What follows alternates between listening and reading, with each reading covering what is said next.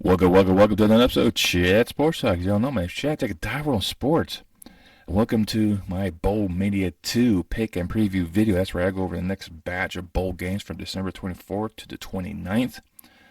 This is kind of like your mid-card selection if you're, those, fight fans.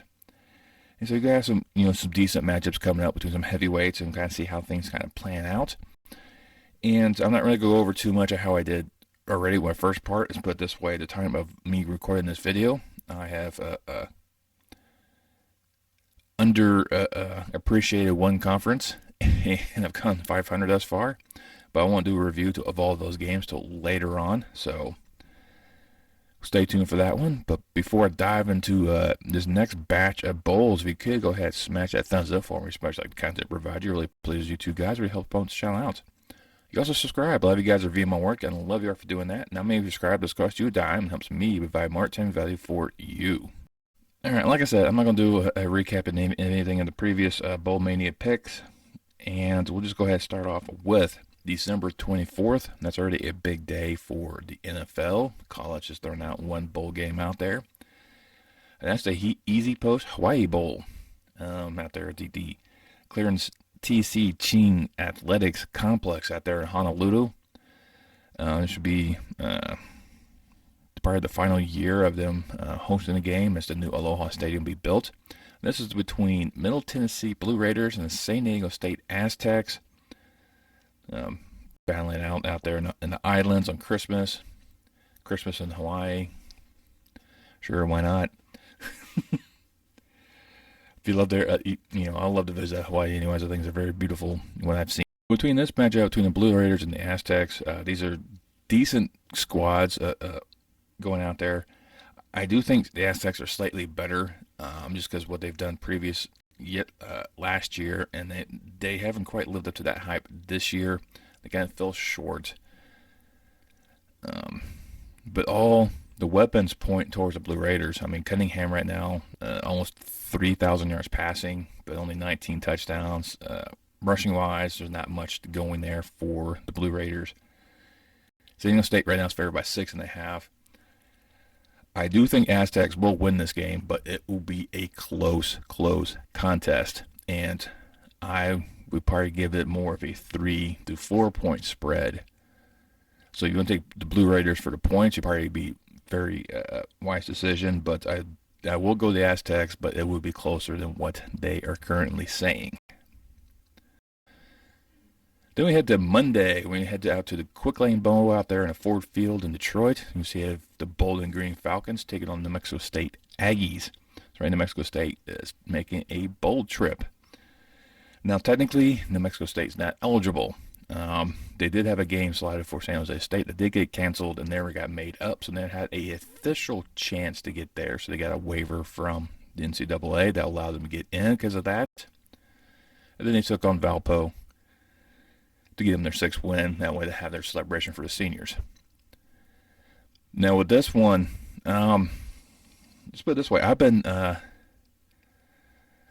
underappreciating the MAC so far this bowl season, because every time the MAC has played in a bowl game, I picked against them, and 2 of them beat them, end up upsetting. So I picked out of the 3 they've already played.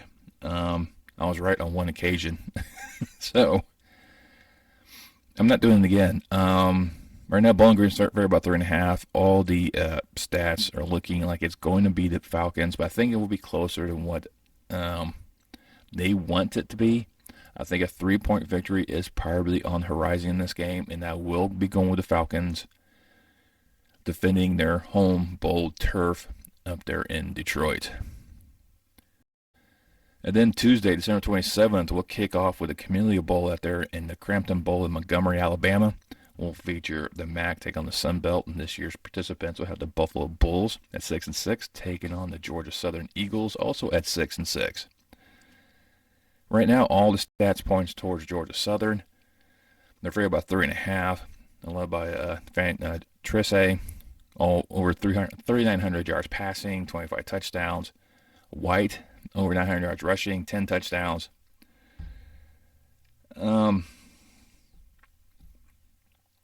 I'm halfway tempted to go with Georgia Southern. Now, where they am. But I'm going to take the MAC participant. I'm going to take Buffalo to sneak out with a victory down there, down in deep south, against a very southern school as well. And I don't know, it's just one of these weird, Buffalo is just one of these weird squads that you just don't know how to predict how they're going to go. Maybe they enjoy being the underdog, and that's where they thrive at, but I'll take the Bulls in this one. And then we had the SERVPRO First Responder Bowl out there in Dallas, Texas, in the Gerald J. Ford Stadium over there where SMU. We had the 6-6 Utah State Aggies taking on the 6-6 Memphis Tigers. And the Tigers are led by their quarterback Hennigan, over 3,200 yards passing, 19 touchdowns. But the Aggies have a pretty good ground game with Tyler Jr. over 1,000 yards. He does get a lot of pay dirt, but he does rack up the yards. And they could dictate the pace of the game, which would then not allow Hennigan to kind of dictate how the matchup's going to go. Right now, Memphis is favored by 7.5. But I think if Utah State can ground this game out, limit the abilities of Hennigan, I think the Aggies can take out Memphis in a we'll probably consider an upset, but I will take Utah State to win. Then we had the Ticket Smarter Birmingham Bowl out there, Protect the Stadium. Birmingham, Alabama will feature the 9-3 Coastal Carolina taking on 7-5 East Carolina. So North and South going at it. And Coastal was doing good towards the end of the season. That's where they kind of stumbled. But right now, all the offensive power that was with East Carolina, right now they're favored by 7.5. And Eilers has over 3,400 yards passing, 23 touchdowns. Mitchell has over 1,300 yards rushing, 13 touchdowns. So it's a well-balanced team with East Carolina. But Coastal, I think, will give them headaches. I am also going East Carolina, but if you want to go with Coastal with the points, I think you'd be safe on that aspect because I think Coastal will definitely keep this game close. This is how they perform. I wouldn't be surprised if they actually pull off an upset, but I think East Carolina will sneak out like a 2-point victory and give the Pirates a nice bowl win to cap their season. Then we have to Chase Field in Phoenix, Arizona for the Guaranteed Rate Bowl. We'll feature the 7-5 Oklahoma State Cowboys taking on the 6-6 Wisconsin Badgers. The Cowboys had things in their laps for the Big 12, and they just went away. They went on this massive losing streak. Sanders has been kind of inconsistent in terms of passing. He has over 2,600 yards passing. Right now, Allen for the Badgers has over 1,100 yards rushing. Does get a lot of touchdowns. But he's one of these guys, he can definitely dictate a game with the running attack. And Wisconsin does have a pretty decent defense themselves. Oklahoma State is subject to big plays, both offensively and defensively. They give it up, but they also throw it out. And with this one, I think it's just going to be maybe some big running plays that break out that then opens up the passing attack. But Wisconsin's favored about 3.5 right now. I kind of like those odds. I am also going Badgers to win out there in Phoenix. Then Wednesday, December 28th, we'll go ahead and head to the Military Bowl there at the Navy Marine Corps Memorial Stadium in Annapolis, Maryland. Will feature the UCF Knights at 9-4 taking on the 8-4 Duke Blue Devils. And Duke is led by their quarterback Leonard, almost 2,800 yards passing, 20 touchdowns. But Plumlee is a dual threat quarterback. He's had 11 rushing touchdowns himself. So it's definitely going to keep the Duke's defense busy because how are you going to defend? You go defend them against the run or you defend them against the pass. Now, Duke's been a pretty decent squad this year. They haven't really taken on many quality opponents. And the ones they do play, they end up losing. And right now, Duke favored by 3. I'm going to take UCF on this one. I think UCF is just one of these squads that rises to the occasion when it comes to the games that they're not supposed to win. And They did quite a bit during their tail end of the American Conference play, except for a championship game. But I will go UCF to pull off a nice win in there in Annapolis. Then we had the Memphis for the AutoZone Liberty Bowl. We'll feature a pair of 6-6 squads, the Kansas Jayhawks taking on the Arkansas Razorbacks. Yeah, Arkansas is led by their quarterback Jefferson, who has over 2,300 passing, 22 touchdowns. Running attack-wise, Sanders is over 1,400 yards rushing, but they only got 10 touchdowns, so they kind of bounce out a little bit. Kansas faltered towards the end of the season, stumbled, got a few wins here and there, just at least to get them bowl eligibility. But they started off hot, finished kind of weak. Right now, Arkansas are favored by 3. I like that. I think it's going to be actually more, but I will go with the Hogs. Then we had the San Diego County Credit Union Holiday Bowl out there in Petco Park in San Diego, California. We have the 15th ranked Oregon Ducks at 9-3 will take on North Carolina at 9-4. There's a battle between Nixon and Derek May. May right now has over 4,000 yards passing, 35 touchdowns. And for me, everything points towards Oregon with a 14.5 point lead. 14.5. Because of Bo Nix. I probably said his name wrong in the beginning, and I do apologize, but it's Nix. I probably went Nixon. It doesn't matter. I'm taking the Tar Heels. With that large of a spread, they definitely overlooked a lot of things in North Carolina. Their defense does cough up a lot. I will grant you that one. That's probably what's going to happen. This is going to be a shootout. I don't think Oregon's defense could be able to stop North Carolina. They've kind of proven they've kind of get some quality offenses against that defense. They do cough up some plays. Oregon does like to shoot themselves in the foot as well, where I think penalties will be a huge factor. But I am taking the Tar Heels to knock off the Ducks. Then we'll go to the TaxAct Texas Bowl out there in NRG Stadium in Houston, Texas. We featured the Ole Miss Rebels at 8-4, taking on the Texas Tech Red Raiders at 7-5. And Lane Kiffin and the Rebels just stumbled out of the West. They had a lot of things going their direction, and they just fumbled the ball. Right now, Ole Miss is favored by 3.5. That's because of Dart, their quarterback, with over 2,600 yards passing, 18 touchdowns. Judkins is over 1,400 yards rushing with 16 touchdowns. So with that dual threat you got going right there with Ole Miss, and Texas Tech definitely coughs up quite a bit. I will also take the Rebels in this huge matchup between these squads. And then Thursday, December 29th, we'll head over to the Bad Boy Mowers Pinstripe Bowl out there in Yankee Stadium. We get the Syracuse Orange at 7-5, taking on the Minnesota Golden Gophers at 8-4.